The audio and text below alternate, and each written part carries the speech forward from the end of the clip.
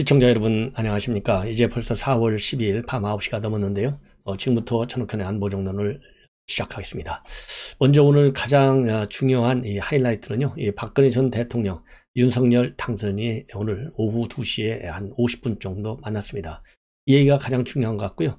이제 빠르면 내일 중으로 제2차 인선 조각 발표가 되는데 비서실장이 꽃 중에 꽃 아니겠습니까? 이제 비서실장이 2명으로 압축됐다. 이런 보도가 나오고 있어요.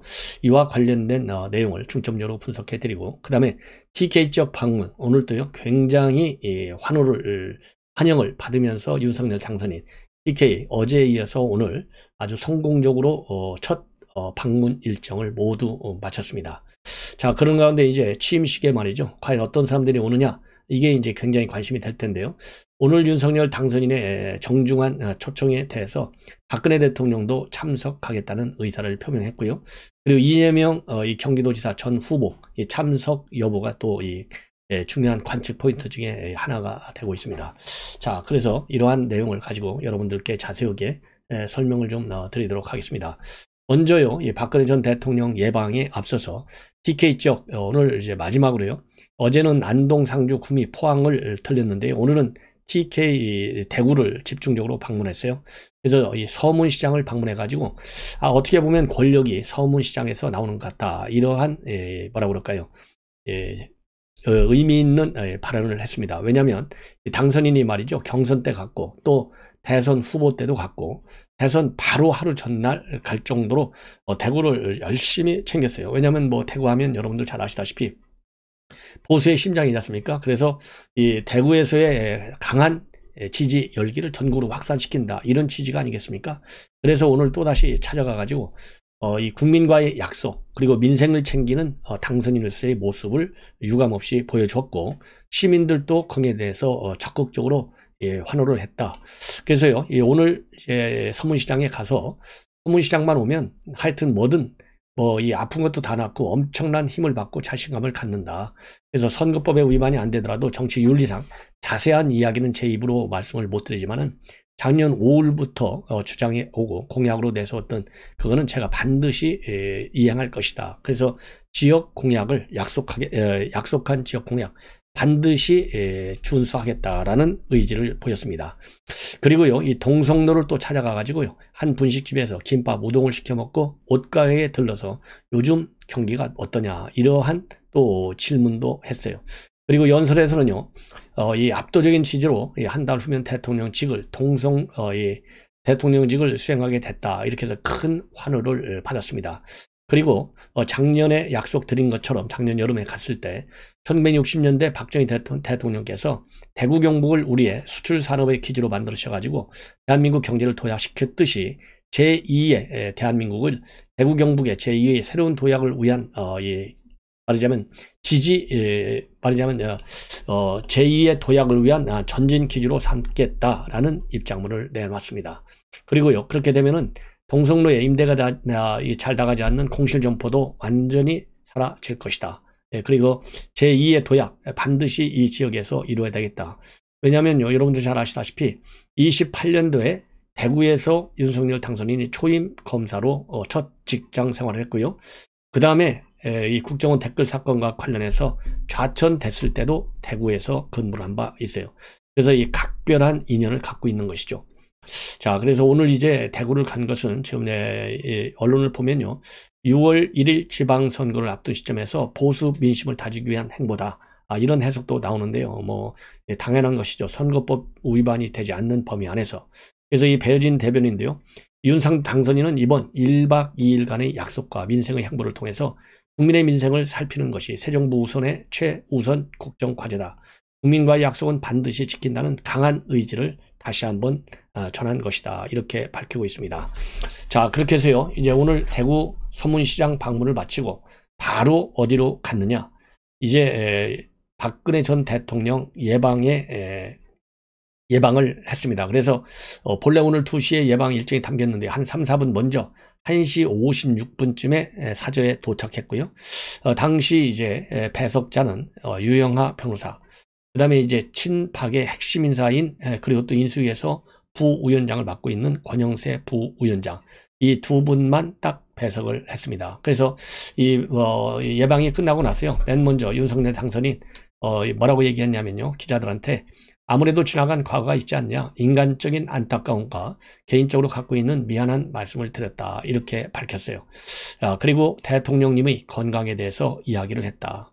대통령님이 지금 살고 있는 생활이나 불편함이 없는지 등에 대해서 이야기를 나눴다. 그리고요, 이어서 이 권영세 부위원장이 이제 언론에 조금 브리핑을 했어요. 윤석열 당선인이 과거의 특검과 피의자로서의 일종의 악연에 대해서 굉장히 죄송하다는 말씀을 했다. 그리고 유영하 변호사도요, 윤 당선인이 박근혜 전 대통령에게 참 면목이 없다, 늘 죄송했다라고 한 말을 또 다시 밝혔습니다. 그리고요, 이 권영세 위원장은 이어서 박근혜 전 대통령이 박근혜 정부에 굉장히 좋은 정책이나 업적이 있는데 제대로 알려지지 못한 부분을 굉장히 아쉽게 생각을 했고, 윤석열 당선인은 박근혜 전 대통령이 한 일과 정책에 대한 계승도 하고 널리 홍보를 해서 박근혜 전 대통령의 명예를 회복할 수 있게 하겠다라는 얘기가 있었다고 전했습니다. 그리고요, 이 권영세 부위원장은 윤석열 당선인이 정중하게 취임식 참석을 요청했고 박근혜 전 대통령은 가능하면 참석하도록 노력하겠다라고 밝혔습니다. 그러면서요, 윤석열 당선인은 아무래도 여기 계시니까 서울의 병원에 다니거나 또 병원을 다니거나 할 때 경호나 이런 부분에 대해서 불편함이 없도록 최대한 조치를 취해 드리겠습니다 라고 밝혔습니다. 그리고요, 윤석열 당선인이 사저에 도착하기 전부터 한 1,500여 명의 시민들이 운집을 해서 당선인을 기다렸고 굉장히 호의적이었고 환영하는 분위기가 강했다. 그리고요, 현수막도 걸릴 수 있는데 윤석열 대통령 당선인 달성군 방문을 환영합니다, 이런 현수막도 걸려 있었는데요. 오늘 마침 대구 날씨가요 굉장히 더웠다고 그래요. 한 30도. 그래서 양산을 쓰면서 또 이 그늘 밑에서 돗자리를 깔고서 도시락까지 먹으면서 윤석열 당선자의 도착을 말하자면 환영하기 위해서 나온 인파들도 많았고, 이 경찰은요, 만인의 사태에 대비해서 한 300여 명을 사저 인근에 배치했는데요. 별다른 충돌 같은 것이 굉장히 없었다. 그리고요, 이 호의적인 반응이 압도적이었다라고 밝히고 있습니다. 그래서 윤석열 당선인이 박근혜 전 대통령 탄핵 때문에 마음의 빚이 있을 텐데도 먼저 찾아와서 소통하려는 모습이 보기 좋았다. 그리고 당선인 직무가 검찰이었기 때문에 자기 직무를 한 것이 아니겠느냐. 그리고 박근혜 전 대통령도 마음이 없으면 윤석열 당선인을 안 만났을 텐데 서로 화해하고 앙금을 풀려고 하는 것 같다. 그래서요, 이제 박근혜 대통령이 받아들이고 윤석열 당선인이 또 먼저 찾아오고 이런 걸 보면 온 국민이 바라던 통합과 화해의 정치를 하게 되었다. 이렇게 해서요, 굉장히 뭐라고 그럴까요, 호의적인 분위기가 압도적이었다. 이런 지금 보도들이 나오고 있고요. 그리고 이제 사저 방문 일정을 모두 마친 다음에 윤석열 당선인은 잠시 차에서 내려가지고요, 한 50여 미터 정도를 걸으면서 시민들에게 손을 흔들고 인사를 나눈 뒤에 다시 차를 타고 떠났다. 그래서요, 시민들과의 접촉면을 넓히는데도 굉장히 좋은 기회였다. 이런 보도들이 지금 나오고 있습니다. 자, 이렇게 해서요, 이제 오늘 이제 뭐라고 그럴까요, 이 보도를 종합해 보면 굉장히 우선 주민들이 환영했고요.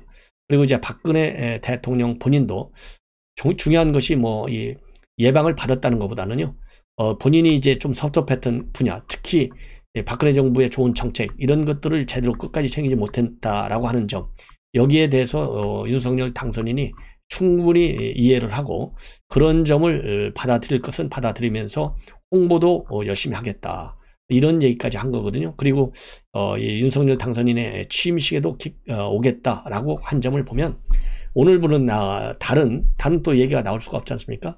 자, 그런 거를 보면은 이제 이 옛날의 악연들 이런 것들은 상당히 많이 이제 씻어져 내려가는 계기를 만들지 않았을까, 이렇게 판단이 듭니다.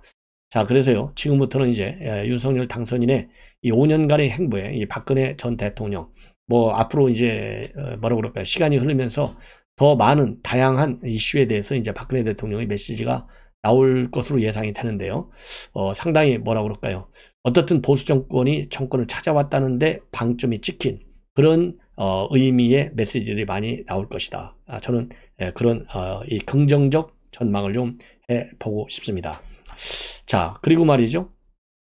여러분들 잘 아시겠지만은 이제 박근혜 윤석열 당선인 이제 취임식이 이제 한 달도 채 안 남았잖아요.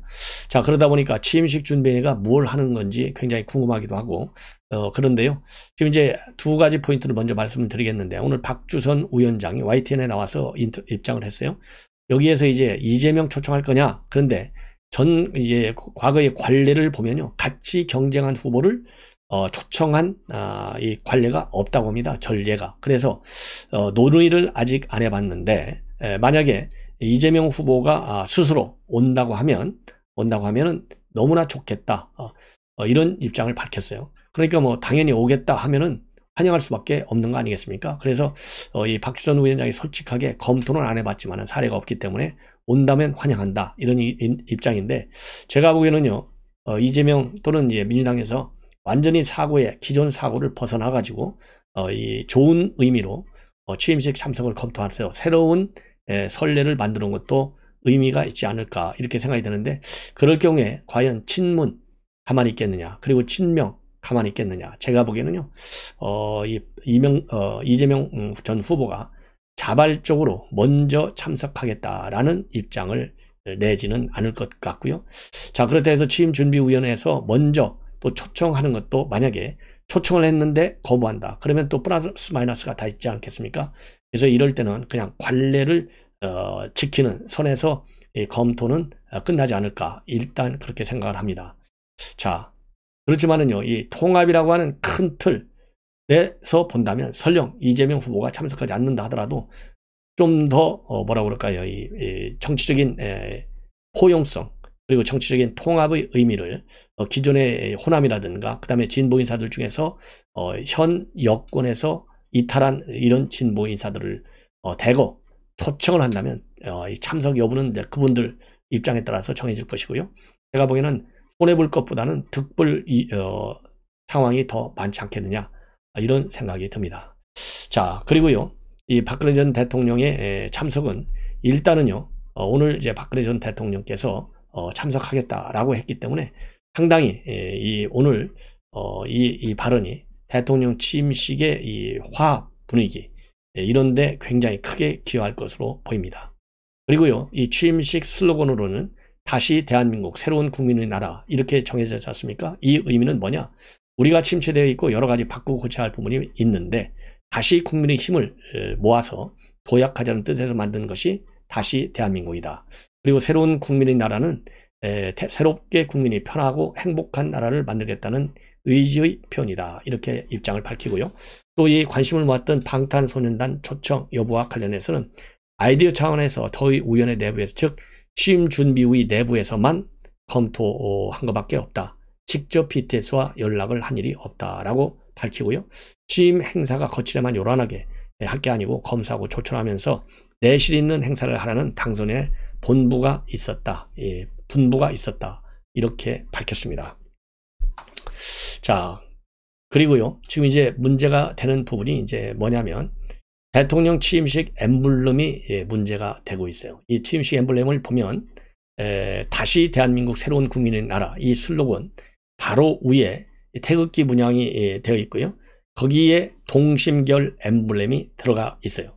근데 이 동심결 엠블럼이, 이 동심결에는 사동심결이 있고 그 다음에 생동심결이 있는데, 이게 사동심결과 모양이 비슷한 것 아니냐, 이것은 이제 이 죽은 사람들 염 연습할 때나 쓰는 건데 이건 말이 안 된다, 이런 비판적 입장문이 말하자면 이제 온라인 커뮤니티에 지금 많이 올라와 있습니다. 온라인 커뮤니티 친여 성향 대표적인 게 딴지일보잖아요. 이 딴지일보 게시판에 20대 대통령 취임식 설명, 사동심결 매듭, 이런 제목의 글이 올라왔어요. 자, 그래서 이게 논란이 커지고 있습니다. 자, 그래서 이제 일부 네티즌들은 엠블렘을 바꿔야 하는 것 아니냐, 이런 이 비판문을 내놓고 있는데요. 이 최지현 수석 대변인 취임식 준비위원회가 좀 더 자세히 안내할 수 있을 것이다, 이런 입장을 밝혔고, 박주선 위원장의 경우에는요, 약속의 상징인 동심결을 활용해서 새로운 대한민국을 위한 다짐과 약속의 의미를 담았다, 이렇게 설명하고 있고, 취임식 총감독인 이도훈 총감독은요, 동심계는 갈등이 엉킨 것을 풀어내고 국민 마음을 하나로 묶고 서로 다른 것을 이어주는 역할을 나타낸다.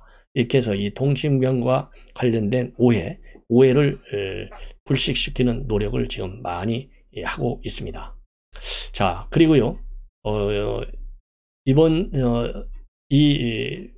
이 대통령의 윤석열 당선인의 여러 가지 일정 중에서 제일 중요한 일정을 말씀을 드렸는데요.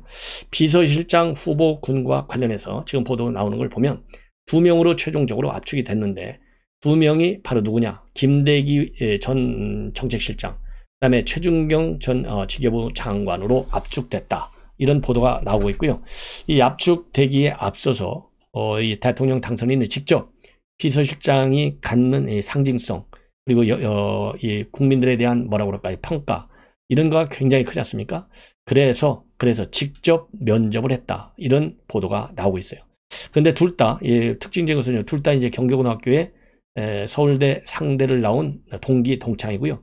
둘 다 최재형 전 감사원장, 이 서울대학교 동기들, 그래서 또 경기고등학교 동기, 그래서 최재형 캠프에서 일한 점이 공통점입니다. 자, 그리고 둘 다 이 경제 전문가예요.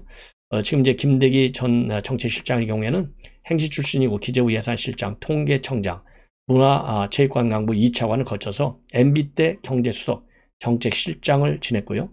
그리고 노무현 정부에서는 경제정책 비서관을 역임한 바 있습니다. 그리고요, 이 최준경 전 장관의 경우에는 MB 정부에서 마찬가지로 행시 출신이고요. 기재부 1차관, 주 필리핀 대사, 그리고 대통령 경제수석, 직영부 장관 요직을 맡았고 현재 한미협회 회장을 맡고 있습니다. 둘 다 뭐 저도 잘 아는 이 분인데 아주 훌륭한, 그야말로 관료로서 성공한 굉장히 훌륭한 실력과 출중한 실력과, 그리고 둘 다 인품이 좋다, 이렇게 저도 말씀을 드리고, 그런 점에서요, 둘 다 어느 누구가 됐든지 간에 아주 훌륭하게 직책을 수행할 수 있는 그런 실력과 인품을 가지고 있다. 제가 그렇게 말씀을 드리고 싶습니다. 자, 그래서 비서실장이 정해지면 이제 비서실장과 말하자면 이 코드를 맞출 수 있는 참모들 상호 보완적으로 정해질 것이다. 이런 지금 보도들이 나오고 있습니다. 그래서 이 비서실장 참 누가 됐든지 간에요, 비서실장뿐만 아니고 이제 다른 이 강요직에 추가로 또 임명이 된다 하더라도 상당히 중요한 역량을 그야말로 유감없이 발휘해서 윤석열 정부의 성공에 크게 기여할 수 있는 분들임에 틀림이 없다. 이렇게 말씀을 드리고 싶습니다. 자, 이렇게 해서 오늘 밤 첫 번째 뉴스를 마치고요. 바로 이어서 또 이 검수완박이 또 굉장히 오늘 중요한 뉴스입니다. 검수완박과 관련된 뉴스도 여러분들께 전해드리도록 하겠습니다. 시청자 여러분, 알람을 설정해서요, 많이 시청해 주시면 대단히 고맙겠습니다. 감사합니다.